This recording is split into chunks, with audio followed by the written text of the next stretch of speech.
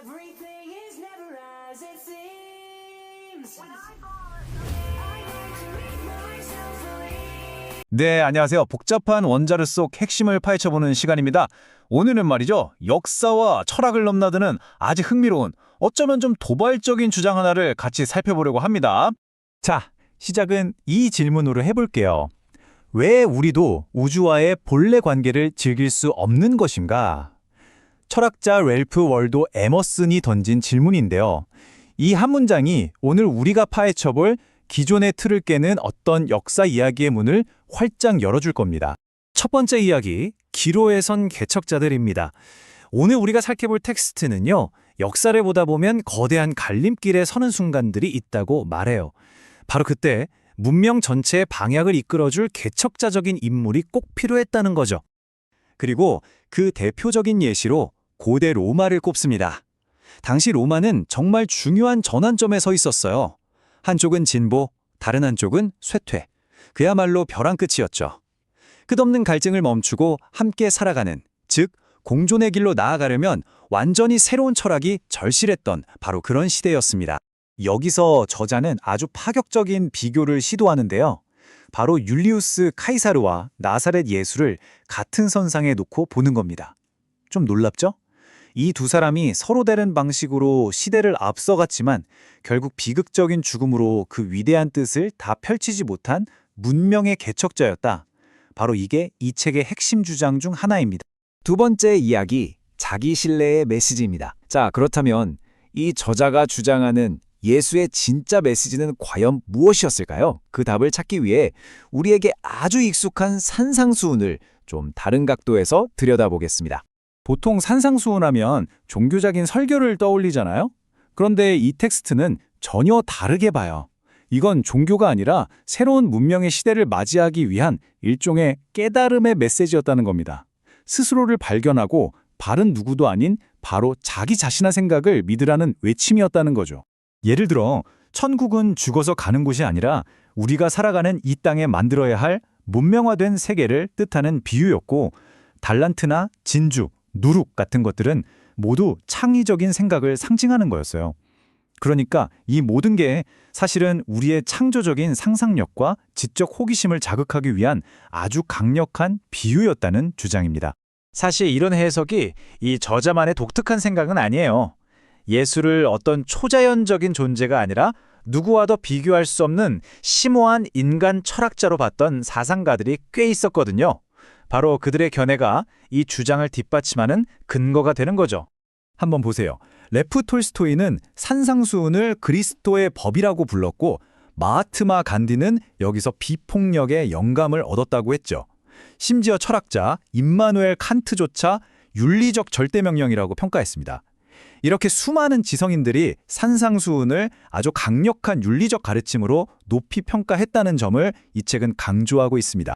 세 번째 이야기입니다. 신화는 어떻게 탄생했는가? 자, 여기서 정말 중요한 질문이 나옵니다.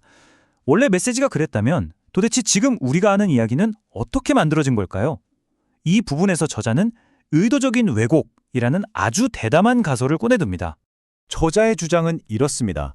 예수 사후에 그의 추종자들이 부활 신화를 의도적으로 만들어냈다는 거예요. 구체적으로는 배단이 사람들이 꾸민 일종의 계략에서 이 모든 초자연적인 이야기가 시작됐다고 말합니다. 그 계략이란 게 뭐냐면 예수의 시신을 일부러 동굴 무덤에 그냥 둬서 사라졌다, 부활했다는 소문을 퍼뜨리는 거였어요. 이게 왜 중요하냐면 그의 진짜 가르침, 즉 철학적인 메시지를 덮어버리고 완전히 새로운 신화를 만들어내기 위한 아주 치밀하게 계산된 정치적인 행동이었다고 이 책은 분석합니다. 그리고 이 조작이 하루아침에 딱 완성된 게 아니라고 봐요. 저자가 제시하는 연대기를 한번 따라가 보죠. 서기 30년에 예수의 죽음과 함께 베다니 공모가 시작되고 약 25년 뒤에 바울이 예수를 직접 만난 적도 없으면서 최후의 만찬 같은 이야기를 만들어냅니다. 그러다 서기 70년쯤 마가복음이 역사적 배경을 덧붙이고 그 이후에 마태, 누가, 요한복음이 탄생과 부활 이야기를 더하면서 지금 우리가 아는 신학이 완성되었다는 흐름입니다. 네 번째 이야기, 수세기 동안 지켜진 비밀입니다. 자, 이렇게 거대한 신화가 만들어졌어요. 그럼 그 다음은 어떻게 됐을까요?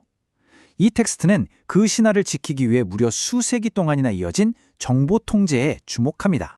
여기서 저자는 이런 질문을 던집니다. 왜 성경은 1000년이 넘도록 일반 대중에게는 공개되지 않았을까? 여기에 대한 저자의 대답은 굉장히 직설적이에요. 당시 로마 카톨릭 교회가 신약 성서가 역사적 사실이 아니라는 걸 알고 있었다는 거죠. 그래서 자신들의 제도를 보호하기 위해 의도적으로 대중이 성경에 접근하는 걸 막았다는 주장입니다. 하지만 영원한 비밀은 없죠. 먼저 인쇄술이 발명되면서 책을 대량으로 찍어낼 수 있게 됐고요. 1516년 에라스뮤스가 그리스어 신약성서를 인쇄하면서 학자들이 원문을 직접 분석할 수 있는 길이 열렸습니다. 이걸 마르틴 루터가 독일어로 번역하고 또 윌리엄 틴데일이 영어로 번역하면서 마침내 굳게 닫혔던 텍스트의 봉인이 풀리기 시작합니다. 물론 그 과정이 순탄치는 않았습니다. 기득권층은 엄청나게 저항했어요. 틴데일 같은 번역가들을 화형에 처하고 그가 번역한 성경을 모조리 불태우는 등 정말 상상 이상으로 극렬하게 저항했습니다. 당시 저항이 얼마나 거셌는지 이 숫자 하나가 보여줍니다. 이 윌리엄 틴데일이 목숨을 걸고 몰래 들여온 18,000권의 영어 성경 중에서 오늘날까지 남아있는 건 단 2권뿐이라고 알려져 있어요. 이 싸움에 얼마나 많은 것이 걸려 있었는지 짐작하게 하죠. 마지막 5번째 이야기, 우리 자신의 눈으로 보기입니다. 이 모든 흐름이 결국 저자가 말하는 하나의 심오한 역사적 아이러니로 이어지는데요. 다시 한번 맨 처음의 질문으로 우리를 데려갑니다. 바로 이 지점에서 역사적 아이러니가 발생합니다. 원래 종교개혁의 목표는 뭐였죠? 모두가 성경을 직접 읽고 진리에 더 가까워지게 하는 거였잖아요. 그런데 결과는 정반대였다는 겁니다. 저자의 주장에 따르면 이 개혁 때문에 오히려 조작된 이야기가 거짓의 쓰나미처럼 전 세계로 퍼져나가면서 그 신화가 더욱 단단해지는 계기가 되었다는 거죠. 그렇다면 그 신화에 덮여버린 진짜 메시지는 뭐였을까요? 저자는 예수의 나를 믿으라는 말과 랠프 월도 에머슨의 자기 신뢰가 사실상 같은 의미라고 주장합니다. 다른 무언가를 믿으라는 게 아니라 바로 자기 자신의 내면의 힘과 판단을 믿으라는 외침이었다는 거죠. 결국 모든 이야기는 우리가 맨 처음에 봤던 에머슨의 질문으로 되돌아옵니다. 우리는 그들의 눈을 통해서 신과 자연을 본다. 왜 우리 자신의 눈으로는 볼 수 없는가? 물려받은 전통이나 다른 사람의 시각을 그대로 받아들이는 대신 우리 자신의 눈으로 직접 세상을 보고 판단하라는 것. 이게 바로 에머슨이 우리에게 던지는 강력한 도전입니다. 그래서 이 텍스트가 마지막으로 우리에게 남기는 질문은 바로 이것입니다. 우리는 지금 세상을 우리 자신의 눈으로 보고 있는가? 아니면 과거 누군가의 눈을 통해 보고 있는가? 여러분은 어떠신가요? 우리가 당연하게 받아들이는 수많은 이야기들 속에서 과연 우리는 얼마나 독립적으로 생각하고 있는지 다시 한번 깊이 생각하게 만드는 질문인 것 같습니다. 안녕하세요. 오늘 저희가 함께 들여다볼 자료들은요, 정말이지 역사상 가장 대담한 질문을 던지는 것 같습니다. 만약에 율리우스 카이사르와 나사렛 예수가 우리가 상상도 못했던 방식으로 아주 깊이 연결된 인물이라면 어떨까요? 이 자료들은 두 사람 모두 시대를 앞서간 문명의 선각자였지만 그 진짜 메시지는 암살과 거대한 음모 속에서 완전히 왜곡됐다고 주장하고 있습니다. 네, 맞습니다. 이게 그냥 두 인물을 나란히 놓고 비교하는 수준이 아니에요. 이 자료들의 핵심 주장은 카이사르의 암살이 단순한 정치 사건이 아니라 인류 문명의 진보를 막아버린 일종의 악성 종양이었다는 거고요. 그 비극의 여파가 수십 년 뒤 유대 땅에서 벌어진 예수의 십자가 사건에까지 직접적인 영향을 미쳤다. 이렇게 하나의 거대한 인과관계로 엮어내고 있는 거죠. 우리가 알던 역사의 판을 완전히 뒤집어 보자는 겁니다. 오늘 저희의 임무가 바로 이 도발적인 주장의 논리를 한번 따라가 보는 겁니다. 카이사르와 예수를 왜 문명의 선각자라고 봐야 하는지, 그리고 그들의 메시지가 어떻게 왜곡돼서 우리가 아는 어떤 종교적 신화, 즉 거대한 거짓말이 되었다고 주장하는지 그 구조를 하나씩 해체해 보겠습니다. 자, 그럼 그 첫 번째 연결고리, 카이사르부터 시작해 볼까요? 보통 우리가 카이사르 하면 뭐가 떠오르세요? 왔노라, 보았노라, 이겼노라. 뭐 이런 위대한 정복자 이미지가 강하잖아요. 그런데 이 자료들은 그 이미지가 핵심을 완전히 놓치고 있다고 말합니다. 오히려 경쟁과 갈등으로 가득 찼던 시대를 끝내고 관용과 포용에 기반한 새로운 문명 시대를 열려고 했던 설계자에 가깝다고 묘사하고 있어요. 그렇습니다. 당시 로마는 끝없는 전쟁으로 지중해 세계를 통일하긴 했지만 그 다음에 어떻게 함께 살 것인가에 대한 답이 없었거든요. 말 그대로 문명의 도약이냐 아니면 또 다른 갈등의 시작이냐는 기로에 서 있었죠. 이 자료들의 관점에서 카이사르는 그 시대적 과제에 답을 내놓으려 한 거의 유일한 인물이었습니다. 마치 오늘날의 유엔처럼 다양한 민족과 문화를 아우르는 보편적인 문명 공동체를 꿈꿨다는 거죠. 알겠습니다. 카이사르를 문명의 선각자로 보는 시각, 상당히 흥미로운데요. 하지만 그의 암살이 수십 년 뒤 유대 속주에서 일어난 예수 사건에 직접적인 영향을 미쳤다는 주장은 솔직히 좀 논리적 비약처럼 들리기도 하거든요. 자료에서는 이 둘 사이에 구체적인 연결고리를 어떻게 설명하고 있나요? 그냥 시대적 분위기, 그 이상의 인과관계가 있다는 건가요? 바로 그 지점이 이 주장의 핵심입니다. 자료들은 카이사르의 죽음이 로마에 거대한 트라우마를 남겼다고 분석합니다. 그의 관용 정책이 실패하고 끔찍한 내전이 다시 벌어지니까 로마의 지배 엘리트들은 질서를 위협하는 어떤 불씨라도 초기에 진압해야 한다. 이런 강박적인 통치 철학을 갖게 되었다는 겁니다. 강박관념이요? 네, 이 공포와 경직성이 제국 전체로 퍼져나갔고 특히 반란이 잦았던 유대 속주 같은 곳에서는 총독들이 극도로 예민하게 반응할 수밖에 없는 환경이 만들어졌다는 거죠. 그러니까 카이사르의 암살이 로마 제국의 통치 시스템을 훨씬 더 억압적이고 반동적으로 만들었고 예수는 수십 년 뒤 바로 그 시스템의 희생양이 되었다. 이런 논리군요. 정확합니다. 시대의 흐름을 읽지 못한 원로원 의원들의 칼이 인류 문명을 후퇴시켰고 그 퇴행의 파도가 결국 예수라는 또 다른 선각자를 덮쳤다는 겁니다.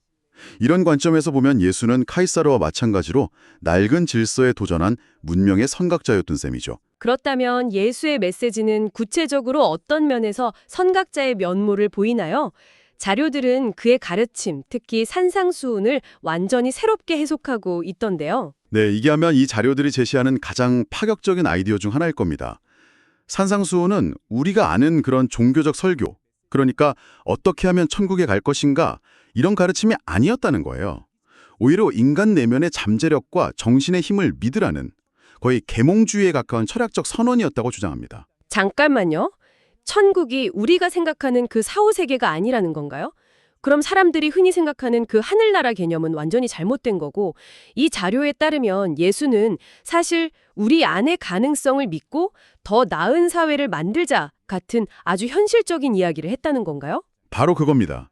예수가 말한 천국은 죽어서 가는 곳이 아니라 인간의 창조적 상상력과 지적 호기심이 만개하는 이상적인 문명세계, 그것에 대한 비유였다는 거죠. 천국복음, 달란트, 호린잔치 같은 단어들도 전부 종교적 언어가 아니라 사람들의 잠재력을 일깨우기 위한 매력적인 문학적 장치였다고 보는 겁니다. 톨스토이, 간디, 칸트 같은 사상가들이 왜 그렇게 산상수훈에 매료되었겠냐 이런 질문을 던지는 거죠. 미국의 사상과 랠프 월도 에머슨의 자기신뢰 사상과 연결하는 부분도 굉장히 인상 깊었습니다. 예수의 나를 믿으라는 말이 사실은 내 안의 신성을 믿으라 는 에머슨의 주장과 본질적으로 같다는 거잖아요. 네, 에머슨은 왜 우리는 과거의 마른 뼛속을 더듬어야 하는가라고 물으면서 외부의 권위가 아닌 내면의 목소리를 따르라고 했죠. 이 자료들은 예수의 메시지가 바로 이것이었다고 말합니다. 힘이란 내면에서부터 샘솟는 것이다. 우리가 약한 이유는 내면이 아닌 외부에서 도움을 구하기 때문이다. 이 에머슨의 말이 예수의 핵심 사상을 정확히 꿰뚫고 있다는 거죠. 당시 바리새파 랍비들이 하던 가난한 자가 복이 있다식의 현학적인 말장난과는 차원이 다른 인간 중심의 혁명적인 메시지였다고 강조합니다. 그 주장이 맞다면 메시지 자체는 굉장히 강력하고 시대를 앞서간 건데 바로 그 지점에서 가장 큰 의문이 생깁니다. 그렇게 강력한 메시지를 가진 사람이 왜 그렇게 허무하게, 자료의 표현을 빌리자면 막장 드라마처럼 죽음을 맞이하게 된 걸까요? 그게 바로 메시지가 왜곡되는 시작점이라고 자료들은 지적합니다. 예수의 재판과 죽음은 숭고한 순교가 아니었다는 거예요. 온갖 비열한 술수와 절차적 하자가 뒤얽힌 한편의 정치 막장극이었다는 겁니다.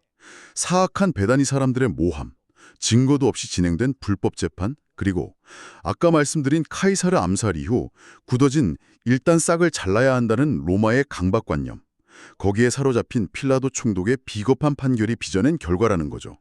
예수가 순한 양처럼 죽기를 원했다는 이야기는 그의 메시지를 무력화시키려는 자들이 만들어낸 한심한 이야기일 뿐이라고 일축합니다. 단순한 사법살인을 넘어서 예수의 시신을 동굴무잠에 방치한 것 자체가 거대한 음모의 일부였다는 주장까지 나아가더군요. 이건 도대체 무슨 의미인가요? 이것이 이 자료들의 가장 도발적인 주장일 겁니다. 시신을 제대로 수습하지 않고 동굴에 방치한 것, 이게 의도적인 행위였다는 겁니다.